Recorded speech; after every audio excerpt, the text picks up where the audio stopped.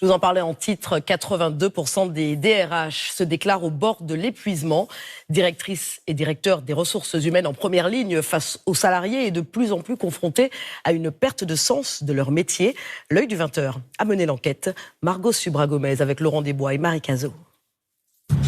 Dans un monde du travail parfois impitoyable, prise en étau entre direction et salariés, les ressources humaines sont en première ligne. Certains DRH craquent et dénoncent des pratiques illégales de leurs entreprises, comme vous le raconte ce soir l'œil du 20h.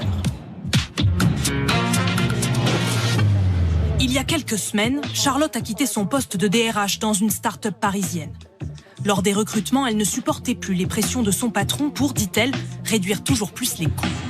Le premier poste qui a été recherché, la première demande, c'était les étudiants. C'est privilégié parce qu'un stagiaire coûte peu cher, un alternant coûte peu cher. Des stagiaires pour faire le travail de salariés et pour les candidats plus expérimentés, des promesses de CDI, pas toujours honorées. Les candidats nous contactaient en voyant une offre pour un CDI. Je communiquais avec eux sur le principe du CDI en demandant les prétentions salariales. Dès que je présentais les candidatures, la première question du PDG, c'était « En freelance, c'est possible ?» Ça m'a dégoûté du métier et aujourd'hui, je me pose beaucoup de questions sur ce poste-là. Une perte de sens, des consignes que certains n'acceptent plus. En désaccord avec sa hiérarchie, un DRH nous a confié l'enregistrement d'une conversation avec sa patronne, présidente d'un géant mondial du conseil. Sans détour, elle lui demande de licencier une centaine de personnes, les moins à l'aise avec les outils numériques, sans passer par un plan social, trop cher et trop contraignant à ses yeux. Pourquoi j'ai pas voulu faire un plan social? C'est parce que je voulais pas avoir tous les jeunes fistos qui vont devoir partir et me garder tous les vieux de la vieille. J'ai choisi les gens que je fais partir, donc les plus, entre guillemets, les moins performants, ceux les moins performants, ou ceux qui correspondent le moins bien à ce qu'on veut faire de la boîte, qui est maintenant très automatisé, très plateforme, très tech.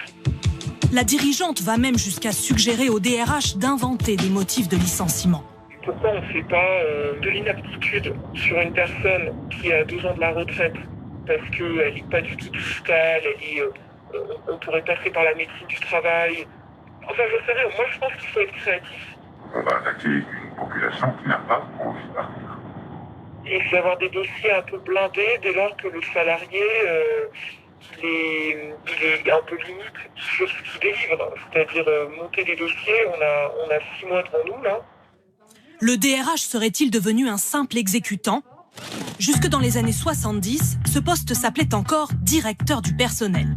Mais avec la libéralisation de l'économie, il devient responsable des ressources humaines. Un changement de nom qui aurait peu à peu transformé la fonction. Aujourd'hui, 82% des DRH se déclarent au bord de l'épuisement. Dans des PME, des grands groupes, certains nous confient leur malaise lorsqu'ils sont témoins de discrimination. Laurence, DRH dans l'automobile. C'est vraiment contre mes valeurs. Qui ne fait pas que du racisme parce qu'ils sont noirs ou parce qu'ils sont arabes. C'est aussi parce qu'ils sont gros, c'est parce que c'est une femme, parce qu'elle a des enfants. Il y a des femmes qui n'ont pas de promotion ou d'évolution financière parce qu'elles s'occupent de leurs enfants. Malaise aussi de certains face à des arrangements avec le droit du travail. Anne, DRH dans l'agroalimentaire. Toutes les feuilles dépassaient 6 heures par jour. Donc forcément, l'inspection était venue contrôler tout ça. Et effectivement, si on avait donné ça, l'entreprise aurait eu une très très grosse pénalité, c'est du travail noir. On nous a demandé de falsifier les documents. C'est contre mes valeurs, ça. Rares sont ceux qui osent s'exprimer publiquement sur les coulisses de ce métier. Didier Bill est DRH depuis 20 ans. Lui raconte ce qui serait devenu, dit-il, un secteur à bout de souffle face aux dérives de certaines entreprises. Aujourd'hui, dans les ressources humaines, la culture est anglo-saxonne. Les méthodes sont anglo-saxonnes. Pragmatiques et efficaces.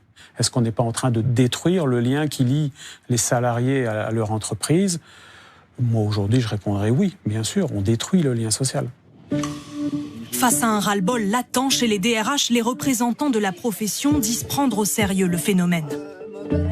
En effet, on peut se sentir seul dans ce métier. Nous avons proposé, et elle existe depuis quelques années maintenant, une ligne d'écoute psychologique, justement, pour que les DRH puissent en toute confidentialité échanger.